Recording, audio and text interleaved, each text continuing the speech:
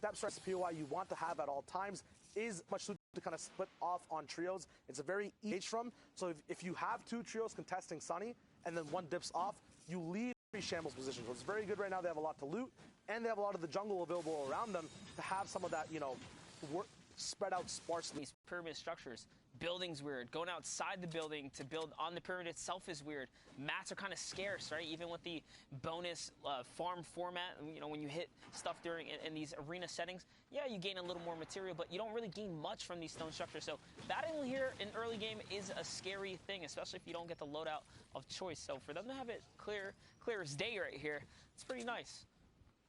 Very dope advantage. They can see kind of pushing off into mid game. One big thing about having free early POIs as well, we talked about it earlier, options. They have so many options of what they want their actual loadout to look like. A lot of the time if a fight happens, you don't get to see a lot of the loot early. You kind of have to move on because zone's catching up. Right now, they basically have an entire buffet available and they get to pick every single thing they want to eat. It's amazing. We have stinks, medkits, minis available. Now tuning in to H-Man up in Greasy Grove. Big elims coming through, two back-to-back, setting these guys up. No taco time to stop the mid-game fight either. These guys are going to be moving through, have all the shield available and the whole POI free. Yeah, just like that. You wrap that team up real quick. You saw a little bit of taunting coming out there from H-Man.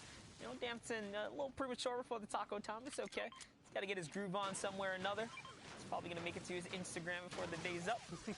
Here, let's take a look at the loadouts. The loadout's pretty rough. Just a shotgun, couple shields. Okay. We'll be able to grab some of the spores of war here. And now we're talking. Now he's looking like a real Fortnite gamer here. He's got something to work with here in the game today. Opting to farm up this metal. It's very nice. Going to set him up for success. Yeah, it was a super early game fight. You see the contrast of the actual loadout at the same time, right? We have full fleshed out loadouts all the way at Sunny, and now in Greasy we have people just starting up. The big thing about having Greasy free as well is the farm rate and everything around that too. You have everything set up for you. The momentum's there. You're always comfortable. And it's a very easy way to kind of segment and know exactly when and what to build. And also remember, ladies and gentlemen, Storm Surge is active. So honestly, you kind of want players to land on you at your POI. I know in a perfect world, you beat Storm Surge and you get a whole zone to yourself. But in the real world, in the real Fortnite world, usually doesn't really work out like that. You want those free picks, those early picks. You want your enemies to, you know, botch their landing, not get the shotgun, pump them, catch them easy freebies. So getting those early game fights can be beneficial, especially if you know, master your craft. I think early game is one of the hardest, you know, times, or one of the hardest Fortnite things to master, really, I should say. And a lot of teams struggle. There are some players that can pop off in a lot of situations, but they can't really get their gears rolling.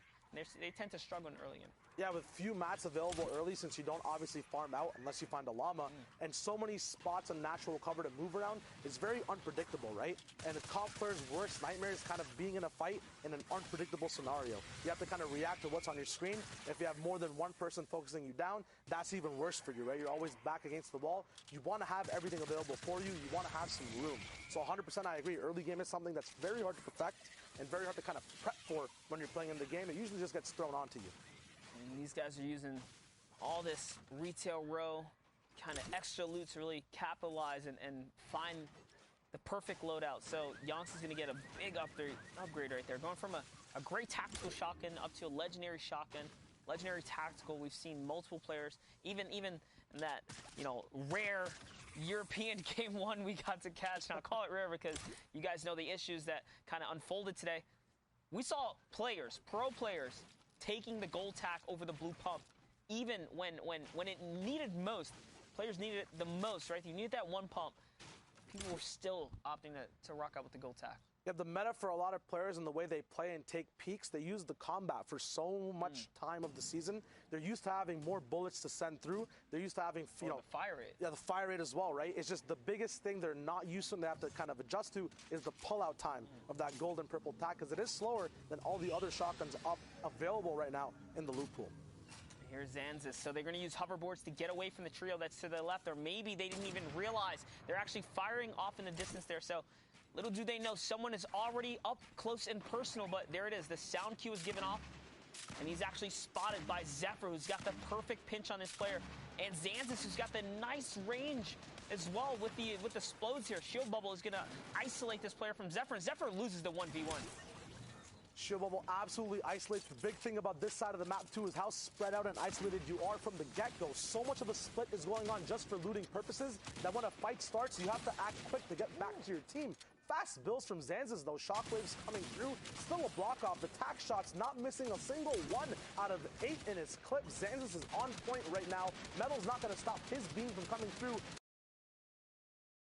into your box. A two-way split on pressure on the box as well. I hear a minigun in there too, Monster. This is insane. It's going down right now. He's not missing any shots. Happy that you noted that because there's knock players everywhere. Wisa goes down.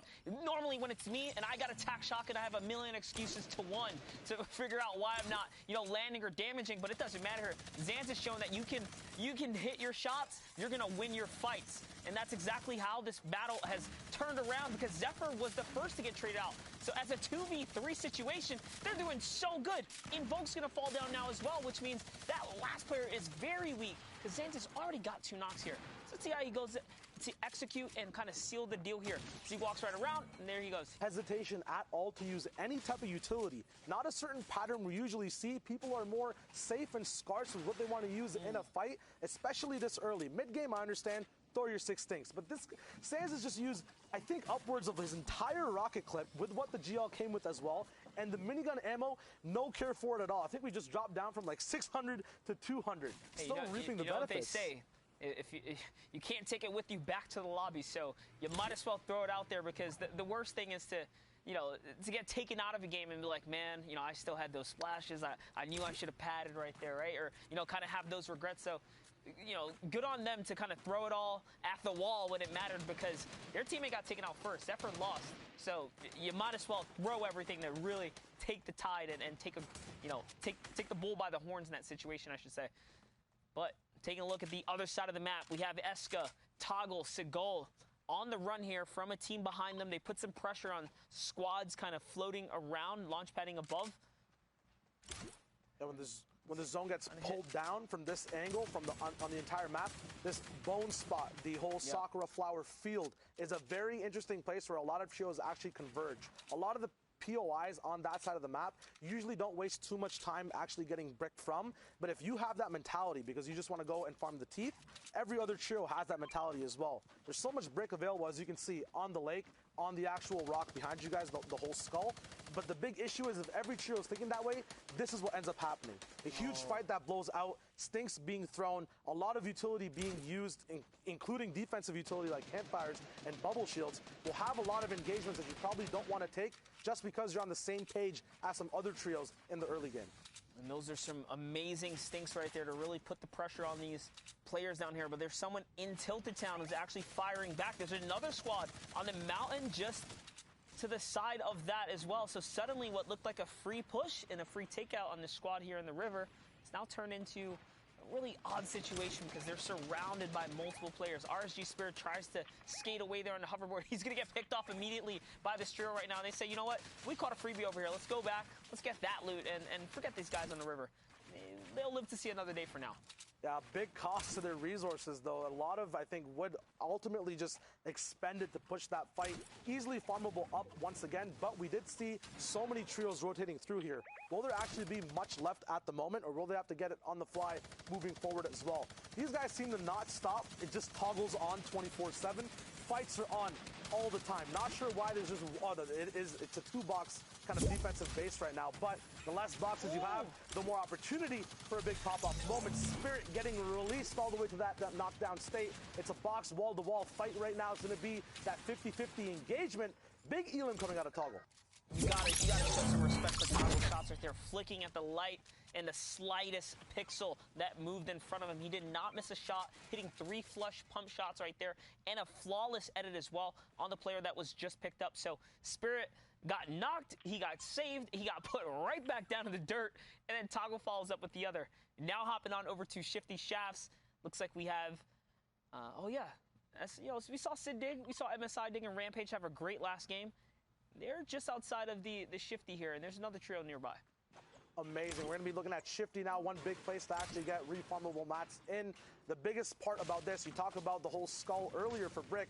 A lot of teams do rotate the shifty for that metal, as once again, on this kind of middle side of the map, especially coming out of Tilted Town, yes, you have an increased plethora of mats available from chests, but to knock off and top off all your metal, you do have to rotate and find a lot with other trios as well. So a dope pattern we're seeing in this mid game is a lot of Middle Eastern trios on the same page, moving forward, backwards, and all around the map, knowing the exact power, POI, and farm spots mid-game as well, as we see a care package coming down from the top. That's right, and ladies and gentlemen, we are here. It's Shio Wager, Monster D-Face. We're looking at the Middle East region. We're taking a look at these heats, these games that are unfolding here. A region that we have not covered much of. This is actually, if anything, their debut to the Fortnite main stage here. So to see these players performing under pressure right now, we're looking at our future stars. Future names that, will show up for the next World Cup for all we know, right? Yeah, the scene can only develop more and more and more. They can only review more and play more, which means they'll only get better, and we'll see even greater and bigger things. One big thing I've been seeing these guys utilize mid-game and very early on as well, I want to ask you a question, Monster. What do you think about the uses of shield bubbles mid and end game? When should they be used? How do you manage just having two in an inventory? Yeah, from what I've seen, the shield bubble is obviously one of the most, effective tools to canceling out fire coming in on you when you become the focus point of a server, but more importantly, the perfect way to isolate a team when you decide, hey, we want to pounce on this target as well, so that no one can kind of interrupt or interfere with your battle as well. So the shield bubble is just such a flexible item, and there is no perfect time to use it, because we've seen it used to also just like clog up lanes for fire, right? Or the way these guys have come up with these innovative methods to stick it to yourself when you're on a bush or in a vehicle per se. So the shield bubble has been a great addition to Fortnite. It makes me miss, honestly, the flint knock, because the flint knock is another great addition, right? Yeah, it's a versatile item that you can use offensively and defensively at a click of a button, right? The instant actual effect comes there. At the moment now, still more disrespect and momentum. Rampage is causing a scene in every single fight he's a part of. It's great that these guys have such a good spirit when they're playing the game. They're always on point. It seems like they're just having a lot of fun playing these matches, even though we can't hear the comms. Yeah, I mean, Rampage is really cranking right here. He got that quick knock, it came right back up to high ground, and they're just suddenly resetting for the battle here. But and now this trio is on their back foot here, as someone is looking to dive on them. We're not quite sure who it is that's pressuring them right now, but the fire is coming in from all types of ways. Out comes the poison. Okay, so it's VND and their crew up top on the high ground, really just putting pressure in. Storm keeping them out here. They do manage to get that revive off, and that's one of the perks of trio, right? Trio competitions. One player can save, one can play defense, and we see this executed time and time again. It's not like that in any other game mode, only in trios. There's so many things as well as just being part of trios. You got that whole 5 more items you can carry as well. You have a whole new role. I remember Bala saying that, when chunk splashes were being introduced and trios were like a concept game mode, you could have just a role of an actual healer in the game. And we see that, the clutch player is usually the one that carries the shockwaves and the RPGs. The support player is usually the one carrying those long-range chunk splashes, the brute force kind of pick-me-up items of the trio, whether it's medkits or extra shields. So it's dope to see that when you have more player slots available, you can dive deep into these roles in your trio. All right, so this trio here, sitting on the riverbed in a really odd spot. You never want to be in this low ground underneath the mountain at the mercy of all the teams around you. They do have a launch pad, though, and they have a long rotation to make here, so looks like they say, you know what, if we go in the air, we're probably going to get hit out the sky. Let's try our best, right? Go on foot. Try our luck here. They attempted a freebie rotation, and Dig gets punished with a big sniper shot that's okay. He's going to be able to heal up and bounce back. And it was worth it, I guess. They got close enough. They made it to the zone. They didn't really expend all their materials, right? The best of the best teams know how to rotate for free, if you want to call it that, and take the risk to get to where they need to be without wasting material. Yep, one thing, the kind of relationship towards mid-game and end-game rotations in terms of the resources you have, I think, are materials versus shields. Yeah. So if you have more shields, you can take the risk to take and get shots to your HP pool to save those mats, drink those shields up, and then just go for siphon endgame, because it's a lot easier to get it there than to do a big mid-game fight. And me saying that, though, look at this setup. Look at this setup. Like Rampage goes underneath their build there, looking for the knockdown to see if they can, sweep someone out from underneath their base. They just are not slowing down the momentum from one place to another. They're bringing the battle to anyone nearby. They're hungry to capitalize on the resources and materials here. That was a heavy snipe right there. You have 2 players holding down the turbo build, trying to see if they can, you know, keep control of the wall there. Dig makes the reload on the heavy snipe, so any bust, he can make any wall bust that he wants right now. There it is. He opens up another, takes that one right there, makes a quick edit. Can he connect with the shot? He does. He catches one player, but eats a explode from a grenade launcher from somewhere nearby. The Siphon comes in, though, keeping him healthy. He's going to keep going forward. One decision he made there is not to put that stair in, but to get the damage off first, which proved good for him. At the same time, he did take a shotgun shot back, as well as an explosive, since he didn't own the stair, and it did get edited the moment that explode came in. Now we're switching back over to defense. They did get a few mats off that Siphon, his teammates at least. Now he has enough time to actually take over this whole base. They fill up their loaded slots as well with more things, such as shockwaves and a minigun potentially if they want to take it through as well. And they'll top off on the shields they used when they actually rotated in using them instead of the mask. We talked about that earlier as well. Yeah, now looking to retreat back to the metal carcass that they left behind. Remember, metal takes, you know, multiple shots of explodes to kind of break open. They actually find a trio nearby. It's going to be a huge pump shot from 104 now, and they're using the side pinch here. And no, another team comes through. He's going to hit the big pump. He's not missing, but it's just not enough to close the deal here. Rampage is left by himself, but I'm sure the comms are, you know, giving out. They're weak. They're definitely weak. Let's see if Rampage can pull it together here. He has 13 minis in the loadout here, and he is going to find, yeah, there it is. He's got to switch up the loadout here just a bit. Can he get his heals off, though? Can he get the medium bullets? No, he actually only has 5 mediums in the legendary, or in the epic AR here. Yeah, one thing I was going to notice, even if he does survive, what can he actually do? He kind of just has to stay in boxes, zone to zone, shockwave, and hope to get into someone's box or wreck another trio's game to get back in and online. Because right now, I'm counting him completely out of the running against all these big other trios. You see Namfu right above him and VND below him as well. That was a worst-case scenario, too. When you hear that team chug splash going off, when you're like, ooh, that was ours. They caught our boy. They're using our resource. They're all healthy. Now you know they're healthy. So that's not a battle he can take. So the VND boys managed to topple the team right there, the Rampage crew, and now make a big rotation here, and they get away with it. They get away with a beautiful launch pad, leading them right into this Storm Wave 6, where we'll get our first moving zone. So we have a nice little stink grenade right there. It's going to put some pressure up, but this trio is so split now. Now, one thing to big note as well is that these guys are on point with using the proper mats at the proper times. At the moment, they're boxed up before a moving zone. This is where you want no interruptions on your game plan. You don't want your base to get shaken. You don't want any disturbances possible. So you're using those hard mats to make sure you're not focused. Because no one's going to pop in 3 AR mags of a SCAR to break open exactly where your box is, right? So this is very smart for them to just kind of have a little bit of premeditated planning. Then using wood later on. They're almost topped up on every mat as well, which is very, very smart from these VND boys.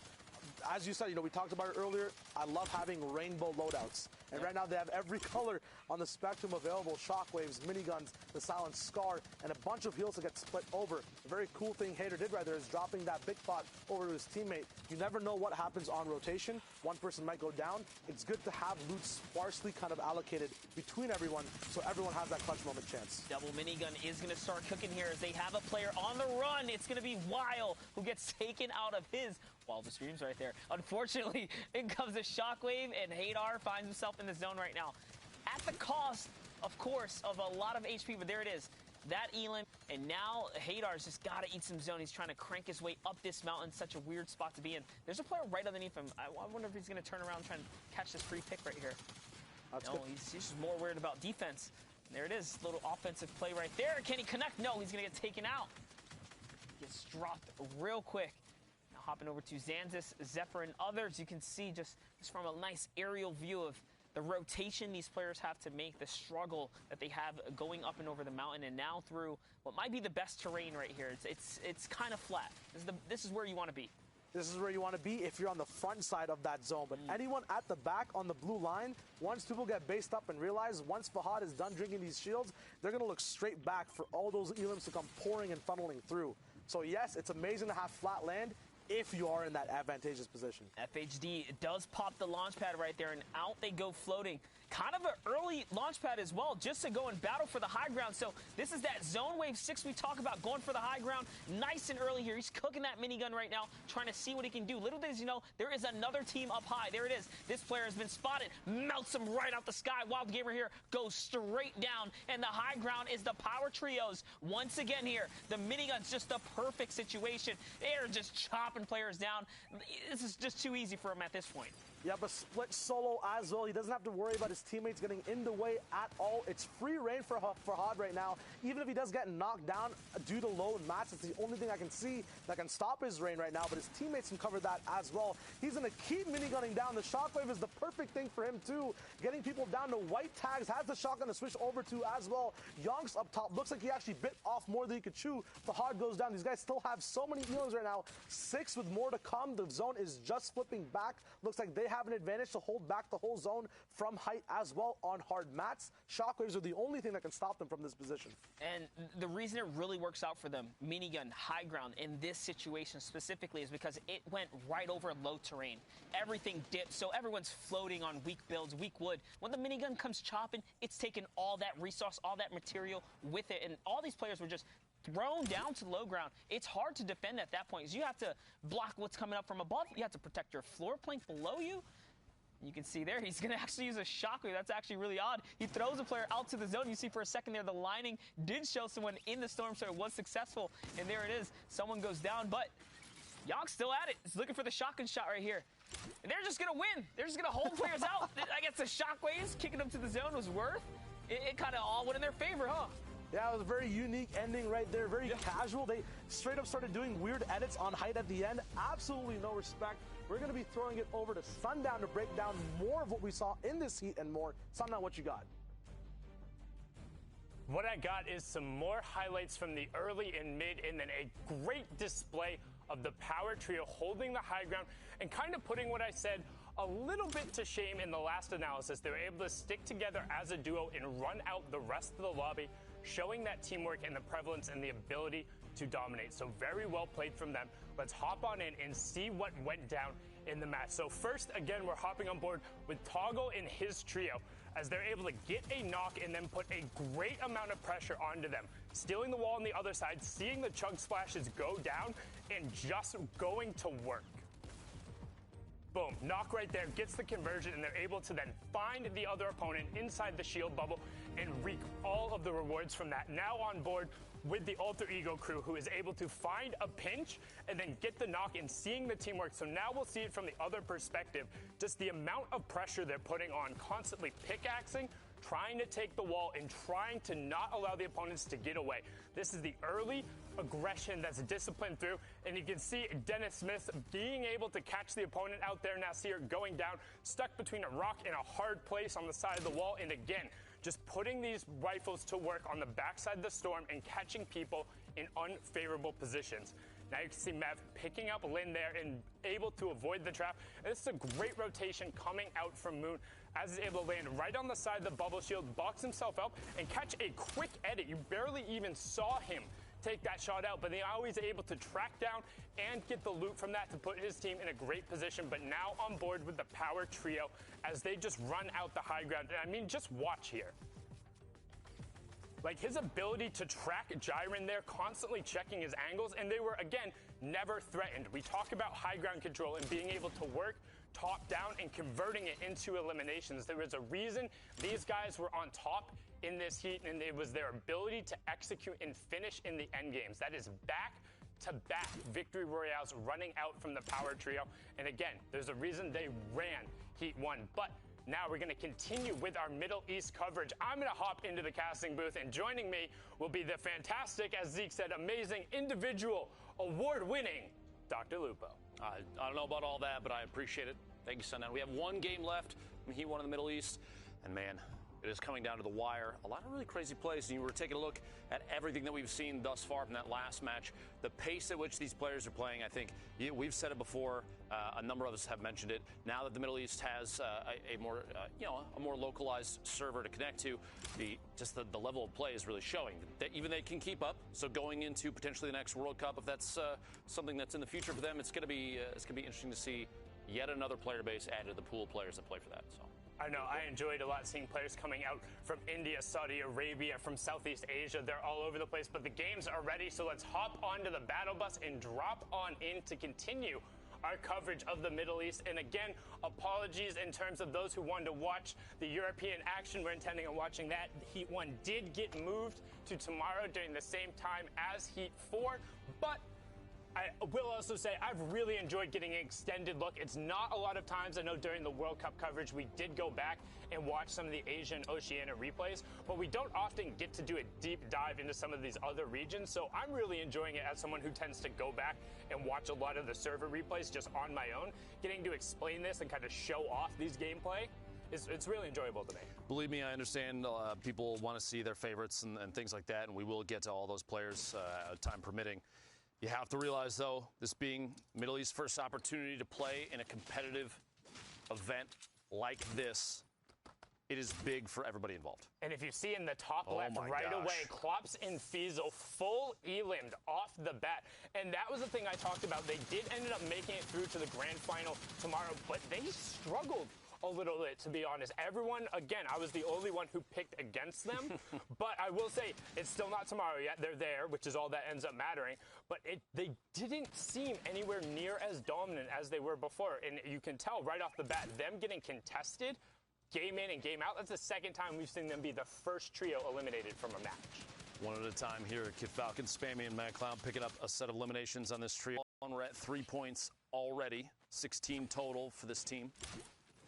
And that's really just tends to be a case of when you lose the quick gun races at the start. Sometimes it's just unfortunate it doesn't go your way. Like you think, oh yeah, like I got attacked, that's great. But if 3 other people have rifles and you're out in the open, like no way you've gotten more than, what, 30, 60 mats tops? Yeah. Like they'll burn through that real quick. So it's just situationally getting the right gear at the start and then finding ways to either avoid or take the fight. But the GE boys cleaning that one up there. Good pickup here too. They own the remainder of Shifty Shafts. Meanwhile, up on top of the floating island, Aga, Igami is hanging out, farming through everything that they can up here.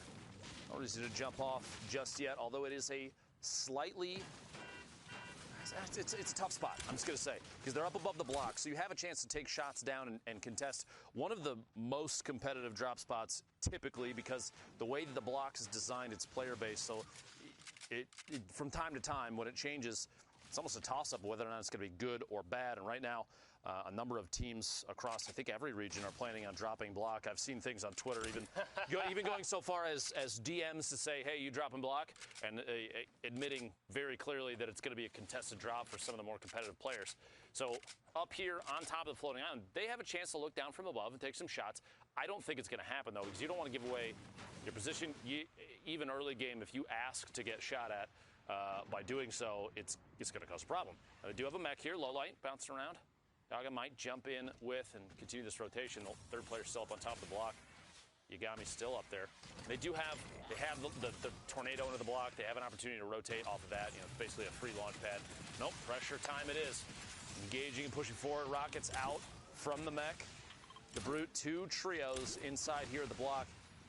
It would not surprise me if all 6 of these players, given the chance, just turn and beam this thing into the ground. Yeah, I mean, generally what you see in the trios format in particular, and even in solos, if there's a mech in play, everyone's like, no, you don't get that advantage. Needs to go right now. But right out away, you can see that's 2 different 50 shield tags going through, and they're getting aggro, even getting close enough to try and get some stomps, and the shotgun damages. Ours gets picked up by that, and that is just a brutal way to go down.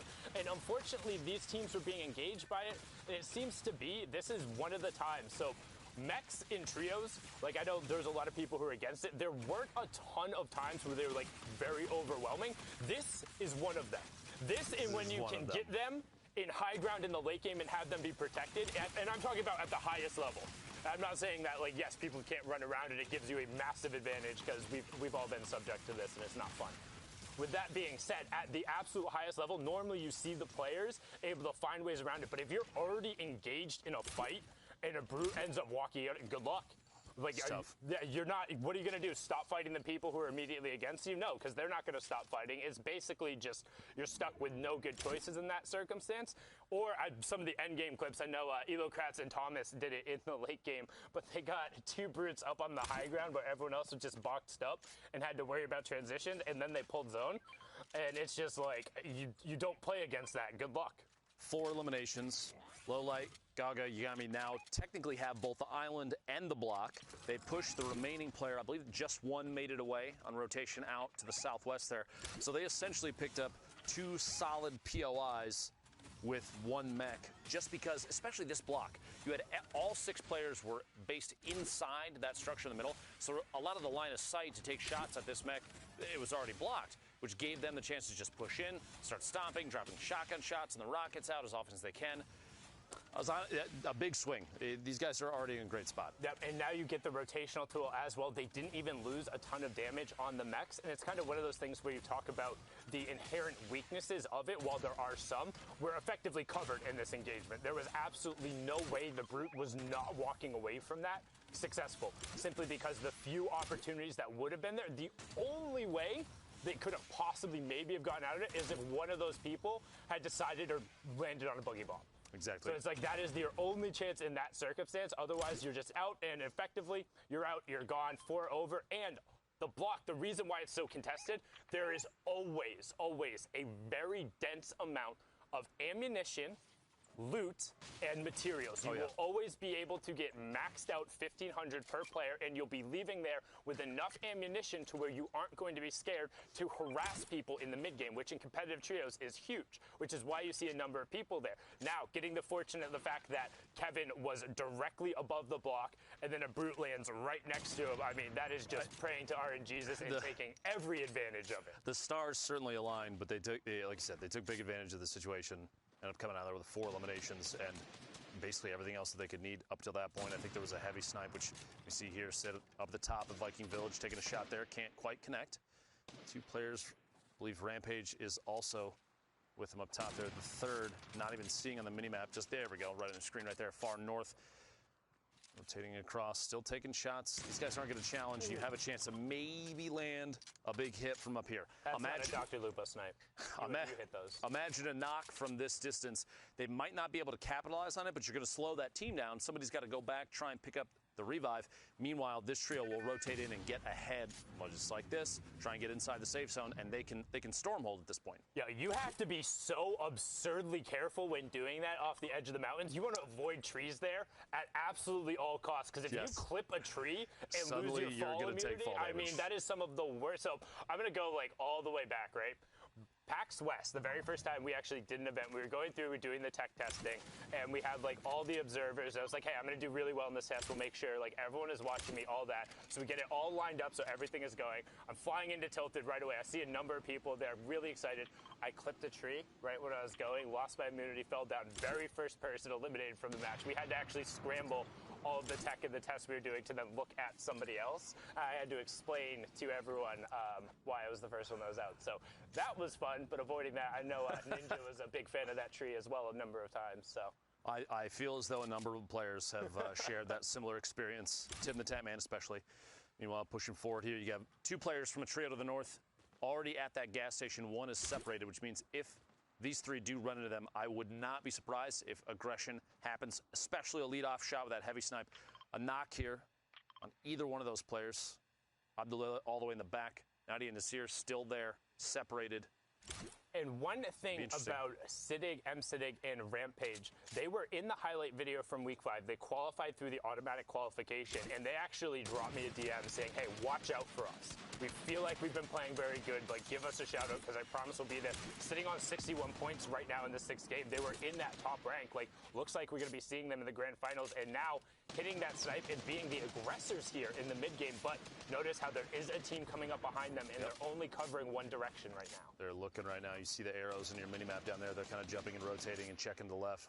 They want to see if at some point there's a chance to find a shot. They'll eliminate the knockdown there. Pushing forward. It looks like a little bit of a weapon swap issue.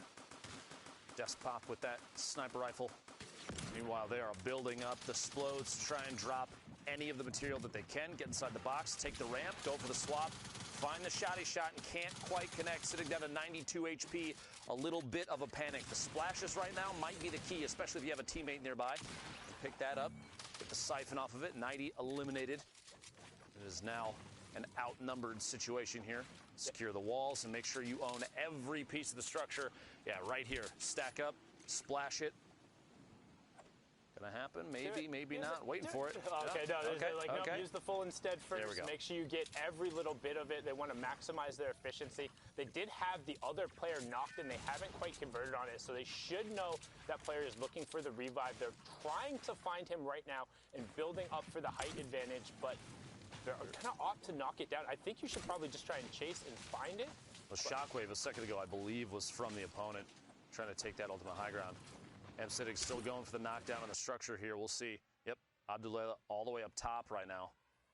Trying to rotate away, it looks like. I think the conversion just went over for that Elim as well. He got knocked and did take full damage right after the other one. So that's another 3 Elims going up to them, pushing them to 64 points, but 24 trios still remaining. The wall right at their back. You've got players flying across in front. The launch pad. This is kind of an interesting rotation. You have that trio basically separated from each other at this point. A player landing all the way on the north side next to that hill. You see him ducking around the outside now, making their way to the east to try and get inside the safe zone. And they do so. All inside now. Oh, yeah, they're on drift boards. Okay, I was trying to figure out like how they came flying through right there, but able to get a couple shots. I mean, that can be very scary, rounding in front of a trio who is ready to take shots at you on a drift board, but as long as you're able to clear enough space, people will generally trade shield tags for having a drift board on the rotation, because more often than not in trios, somebody is carrying excess shields, just with kind of how the loophole is right now, which is I'm a huge fan of, and the fact that trios really enables you to effectively always have at least 2 slots. I think the competitive player base as a whole is very appreciative of the number of shield restoring mechanics in the game right now. 123 builds in the inventory, 24 trios still remain. We have a minute 15 until we make our way to the 4th circle. Looks like a far northeast push from where we currently are, the safe zone in the bottom right corner of your screen there.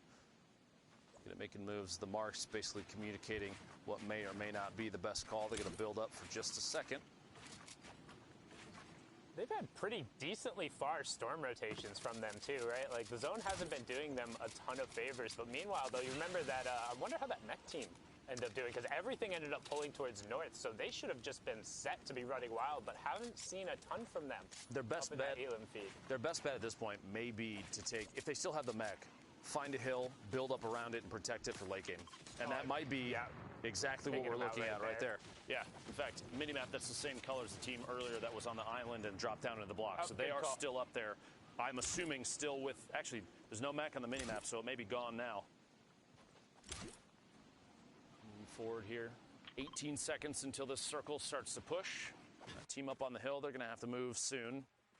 I'm assuming a launch pad of there's something up there.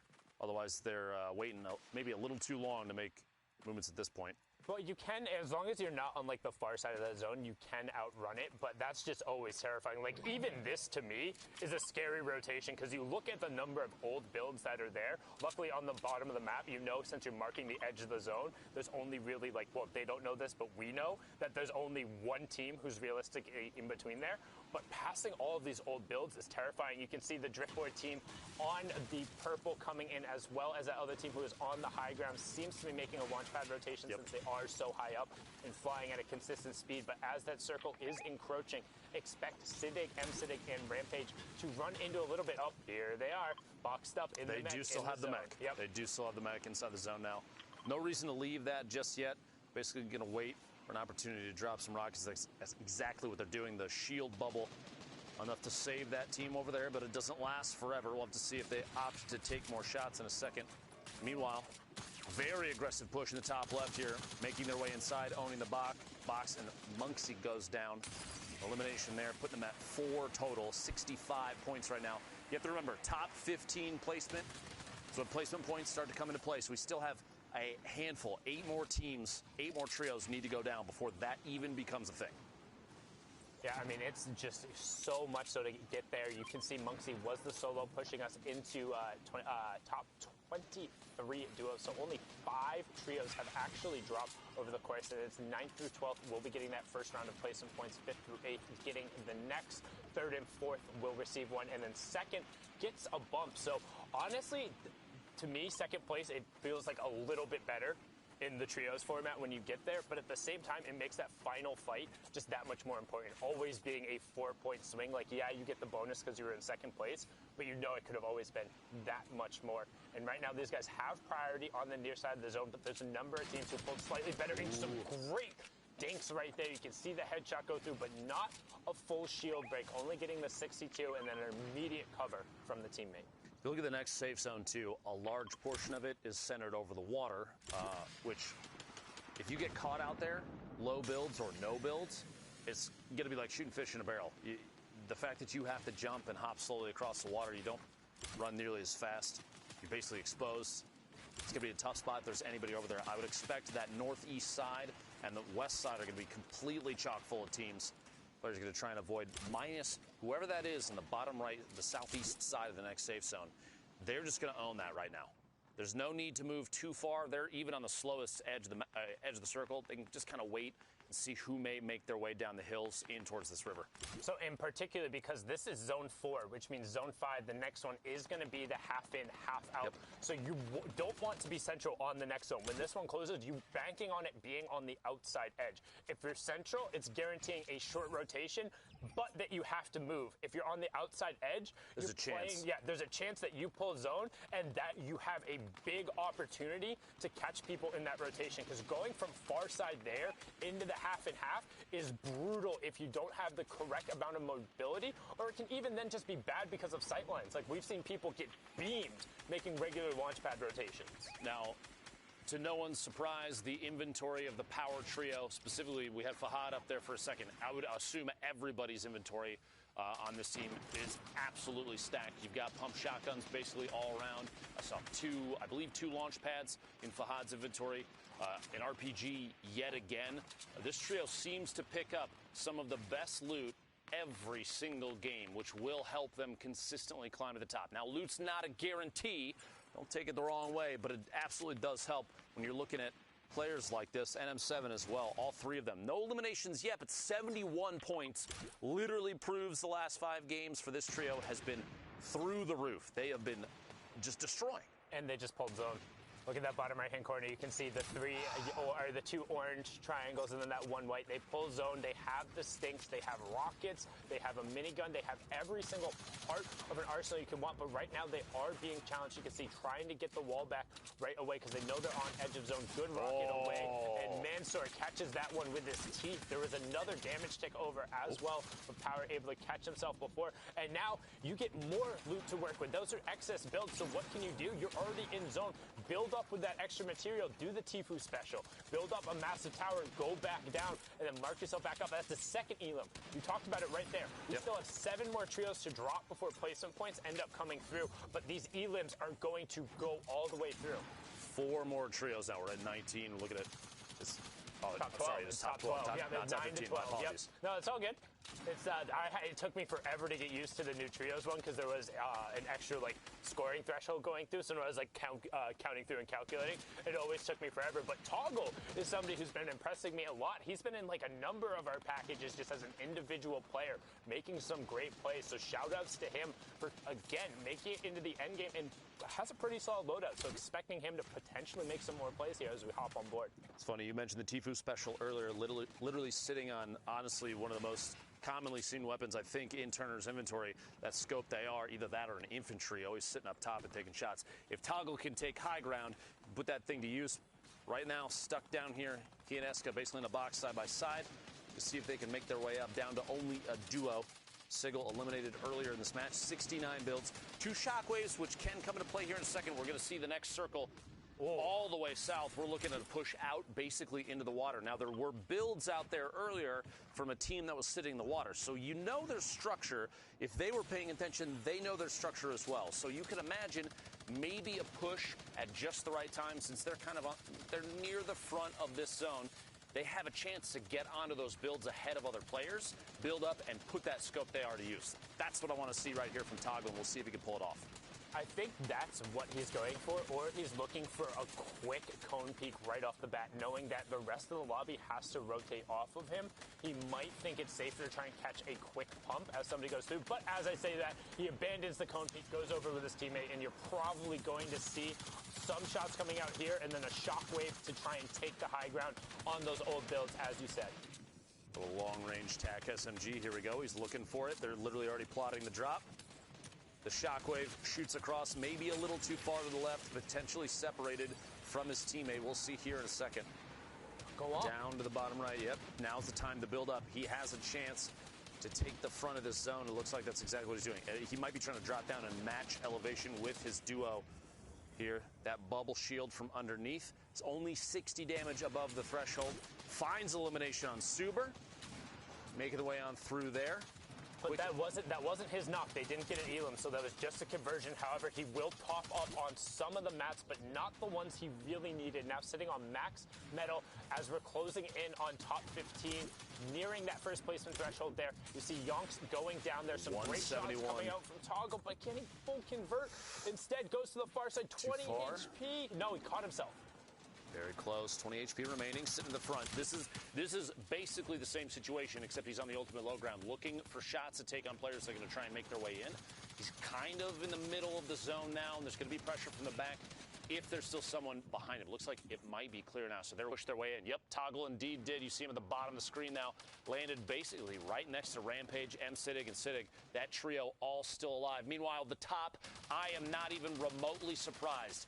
Yonks is eliminated, but Fahad and NM7 sitting on the ultimate high ground.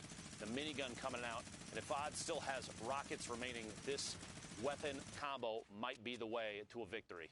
They have so many shields still, so many campfires, 6 RPG shots. There's no way. They're splitting mats still, too, to make sure they have the ability to tarp out. This is some great teamwork, and this is what we talked about before. Kind of, this is where the game starts to break down a little bit in terms of the Middle East. You don't have the rest of the tiers. You can't just stack up. You're forced to rotate. But this duo up on the high ground, this is all the amount of control that you need. Look at the shots going down, converting into Elims. When we hopped on board with them earlier, they had 0. Now they're pushing up into 6 and 7 as they just have free high ground. Nobody is even looking at them. In the middle of that, NM7 did pick up 2 eliminations. It's 4 right there. 2 and 1, a total of 7 for this trio thus far, putting him at 87 points in the final game of the Middle East. He won. And we're into top 4, so that's the third to last placement threshold. It's all about top 2 in the VR from here, and there's no way the power trio is going to give it up as Siddig ends up getting dropped there as well.